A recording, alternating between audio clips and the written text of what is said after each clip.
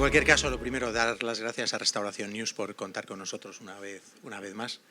Y bueno, pues vamos a ver un poco cuál es el contexto en el que está operando la restauración y qué es lo que tenemos por delante, ¿vale?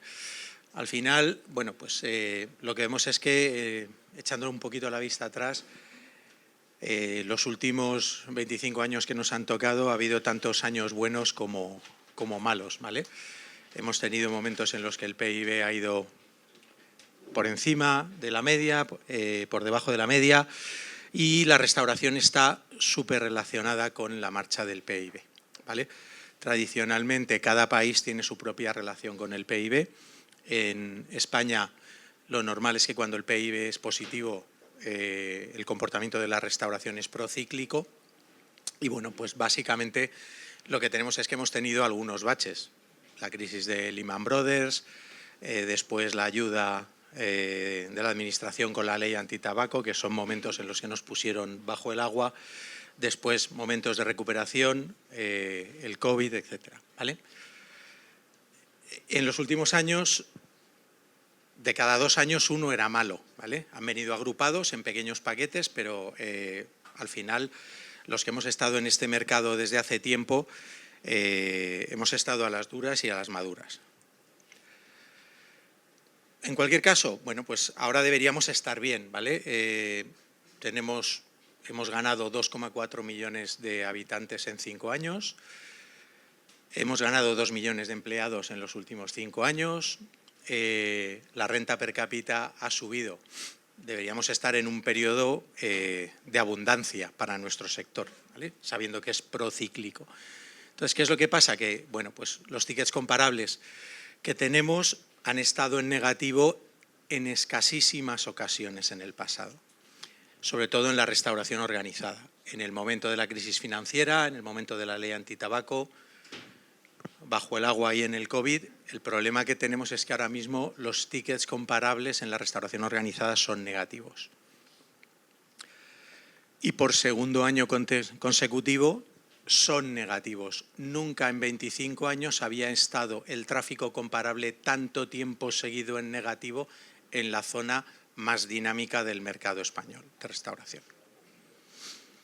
Entonces surge la pregunta, ¿por qué nos cuesta tanto mover tráfico? ¿Por qué nos cuesta tanto mover al consumidor? Pues vamos a echar un vistazo a cuál es el contexto en el que vivimos como consumidores. Lo que sucede aquí es que en la mayoría de los casos, siempre que hacemos una presentación en un comité de dirección, en una presentación con equipos de marketing de compañía, al final los que nos sentamos en las mesas, los que estamos aquí, básicamente no somos representativos de lo que está pasando en la realidad del consumo en España.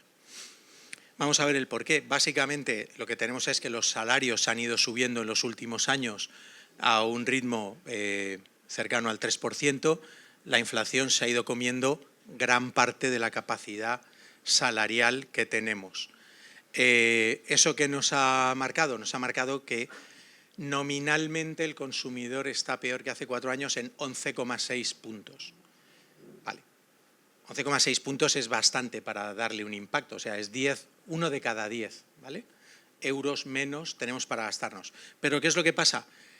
Que esto no se reparte. Lo que tenemos ahora mismo es una crisis de reparto en la economía española. Y eso es lo que nos está pasando. Tenemos unos grandes números macro, pero cuando aterrizamos a la renta por hogar, en porcentaje de hogares, la renta media es 38.000 y pico euros por hogar, ¿vale?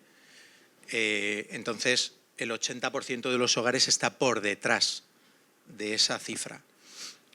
Para ese 80% de los hogares, la pérdida no es de 11 puntos, es de 17,4. ¿Por qué? Porque le pesan más partidas de gasto que lastran más la capacidad de consumo.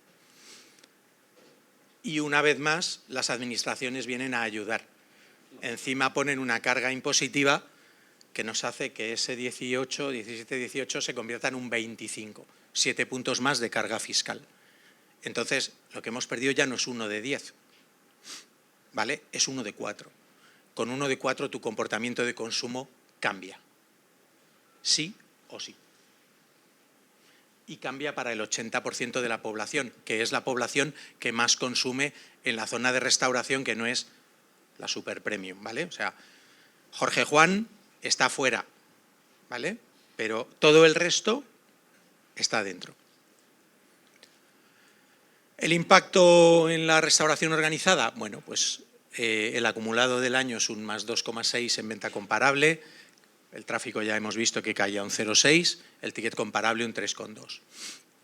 Las aperturas, el saldo de aperturas y cierres es negativo ahora mismo. En la restauración organizada, que tenemos recursos de sobra para abrir, ¿vale? Pero luego vamos a ver un poco que el espíritu español nos hace diferentes. Venta promedio más 3,7, tráfico comparable menos 0,6. ¿Qué es lo que está pasando? Que los establecimientos que se quedan en ese saldo neto son cada vez más grandes, ¿vale? Se están quedando los restaurantes, las unidades buenas. Las que se cierran y hacen que ese saldo neto sea negativo son las malas, obviamente. ¿Cómo evoluciona el parque de locales? Bueno, pues está tan de moda la IA que vamos a preguntarle a la IA, ¿no? Directamente a la primera que sale, Google. ¿Cuántas aperturas de restaurantes en España en 2025? Vale, pues lo que nos dice es que hay 85.000 aperturas, que antes hablaba con Bruno de los independientes abriendo, cerrando locales. Más o menos podemos dar por buena la cifra de 164.000 locales en restauración y 6 de cada 10 nuevos locales, o sea, 3 de cada 5 van a cerrar antes de 2 años. Esto básicamente no ha cambiado en 20 años, ¿vale? Esto es lo que llevamos oyendo, que el 60% no cubre los 2 primeros años y el 85% no cubre los 5, ¿vale? Al final se queda un 15%. Pero es que 85.000, o sea, seguimos siendo unos aventureros, ¿vale? Porque esto es un mercado de aventureros, ¿vale? ¿Qué pasa? Que los aventureros cada vez son aventureros mejor informados, saben más cómo hacer un escandallo, conocen las nuevas tecnologías, están en redes sociales, aplican una serie de mejoras que además los debería hacerlos más resilientes, pero el problema que tenemos es que hay un exceso de oferta ahora mismo. Eso implica más competencia, más locales, más rotación de los propios locales, más opciones al consumidor, dinámica de prueba y error, ¿vale? Al final estamos, la parte independiente, en esa dinámica de vamos a probar a ver si montamos un restaurante, hacemos una cadena, nos hacemos un Goico, ¿vale? Eso antes de abrir la primera unidad. Vale, saldo neto de aperturas en negativo en lo que llevamos de año y la venta promedio, bueno, pues al alza. En la organizada tenemos menos unidades, que son unidades más grandes, más eficientes, con mayor venta promedio y al final, bueno, pues hay un cambio en el mix de conceptos y de marcas. Se van quedando los conceptos ganadores, se van cediendo los conceptos que no son tan buenos. En este contexto, ¿cómo se relaciona el precio y el ticket medio? Porque al final, una de las obsesiones que hay por parte de los operadores es cómo manejar los precios, ¿vale? Pero en realidad la pregunta propia es cómo manejar el ticket medio, porque es al final lo que se queda. O sea, el precio en la carta es como un Excel, lo aguanta todo, ¿vale? El IPC en restauración, más o menos, y en los análisis que hemos hecho de seguimiento de precios en cartas, online, etcétera, se ajusta bastante a la realidad. Están en el entorno estable este año del 4,2% y bueno, pues el ticket medio en restauración es algo más volátil porque tiene un componente estacional y de calendario, pero está en el 3,1. Hace un par de años el consumidor estaba comprando con subidas de inflación del 6%, un 3% de ticket medio y ahora sigue comprando un 3% del ticket medio. Eso apenas ha variado. O sea, el consumidor está dispuesto a ir subiendo más o menos a un ritmo de un 3%. ¿Hacia dónde va ese ticket medio? Bueno, pues ese ticket medio empieza a ir un poco hacia arriba, ¿vale? Empieza a elevarse. ¿Cuáles son las explicaciones que hay detrás? Bueno, pues incluso si lo vemos por canal, lo que vemos es que ese ticket medio está subiendo básicamente en todos los canales. ¿Cuál es el impacto? Bueno, pues el impacto es que llevamos, como decía, 2 años de ticket medio a la baja, ¿vale? Y que, bueno, pues cuando descontamos el tráfico comparable, lo que tenemos es que el tráfico es decreciente, y es decreciente en todos los canales ahora mismo.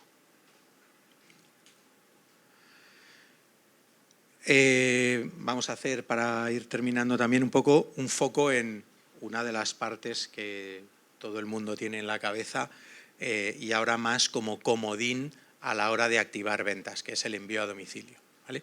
El envío a domicilio poco a poco está funcionando como una cabecera de lineal de retail. Las cadenas sacan la plantilla, saben lo que le va a costar trabajar con Uber o con Glovo, una campaña, una acción tal, saben que van a tener más o menos un retorno estimado de X, hacen su cuenta y, oye, lo usamos para salvar los resultados trimestrales ante el fondo, ante el inversor, no llegamos al resultado de final de año, activa. No llegamos al resultado del mes, activa, ¿vale?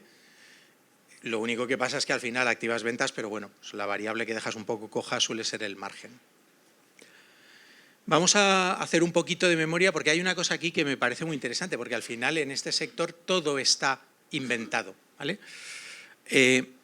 El envío a domicilio en 2003, ¿vale?, era un 1,6% del mercado. ¿Qué pasó en ese año 2003? En el año 2003, obviamente todo el delivery era telefónico. Pero había una compañía que veo muchas caras muy jóvenes y no sé si sabéis, los más jóvenes, que era Terra, ¿vale? Bueno, pues Terra, con Telepizza y con El Corte Inglés, se unieron, hicieron un proyecto para crear lo que muchos años después son los agregadores, ¿vale? O sea, buena idea, mal timing, ¿vale? Al final quedó en nada, porque obviamente es que en 2003 no había llegado un tío que se llamaba Steve Jobs a inventar el iPhone, que lo sacó en 2007. ¿Vale? Mal timing. La tecnología no acompañó, o ellos no quisieron aguantar los 4 años que hubieran necesitado para hacer que casara capacidades tecnológicas con una buena idea de negocio. Vale. Después, ¿qué es lo que tenemos? Bueno, pues ese envío a domicilio se ha multiplicado por 20 en esos años. Han cambiado los restaurantes, han llegado los agregadores en 2016-2017, las cocinas virtuales, las aplicaciones, etcétera, ¿vale? Pero sigue habiendo una gran incertidumbre, que es la misma con la que gestionaron Terra, Telepizza y El Corte Inglés en aquel momento. Vale, hay inestabilidad regulatoria, no sabemos qué es lo que va a pasar. La asignación de los costes sigue siendo el mismo problema que era con la nevera roja, ¿vale? O sea, ¿quién va a pagar la fiesta del delivery? ¿El agregador, el restaurador o el consumidor? Y esa pregunta sigue sin responder, ¿vale? Está ahí. Y, obviamente, un exceso de competencia al haber convertido el delivery en un commodity, ¿vale? Ya no hay expertos, cualquiera puede hacer delivery. Vale. La venta a domicilio, 1 de cada 5 euros, crece a un 5,5 comparado con otros canales. ¿Cuál es la tendencia que ha seguido? Bueno, sigue siendo un canal creciente, ¿vale?, el delivery. Pero cuando ves los locales que tienen venta a domicilio, los locales van creciendo. ¿Qué es lo que quiere decir? Que estamos repartiendo la fiesta del delivery entre más. O sea, si antes no era rentable, ahora somos más para repartir. O sea que va a seguir sin ser rentable. El mercado organizado ve cómo se reduce el aporte de la venta a domicilio por local. ¿Qué es lo que pasa además? Bueno, pues cuando me miro los locales, la evolución de los locales netos, que se abren menos, pero veo la evolución de los locales que tienen venta a domicilio, veo que crece también un 5%. Luego volvemos a incrementar el escenario de competencia. Donde más crece la competencia es en el delivery, ¿vale? Y entonces, claro, la pregunta es obviamente ¿hacia dónde vamos? Pues al final vamos hacia un entorno en el que la propuesta de valor, el control del ticket medio, seguir siendo una opción relevante, el vínculo con el consumidor, el saneamiento de los sistemas y la excelencia en la operación son claves, ¿vale? Al final, esto es una hoja de, digamos, 6 pequeñas notas de receta de qué es lo que nos va a permitir seguir estando en positivo, seguir siendo relevantes, seguir siendo atractivos en un mercado que cada vez es más competido. Y luego, como terminamos todas las presentaciones de Ameba, al final este negocio solo tiene 3 palabras mágicas, que son asequibilidad, atractivo y accesibilidad. Si tú tienes un concepto que es atractivo, accesible y asequible, te irá bien. Si no lo tienes, si fallas en alguna de estas variables, revisa el modelo, revisa el concepto. Y nada más. Muchas gracias.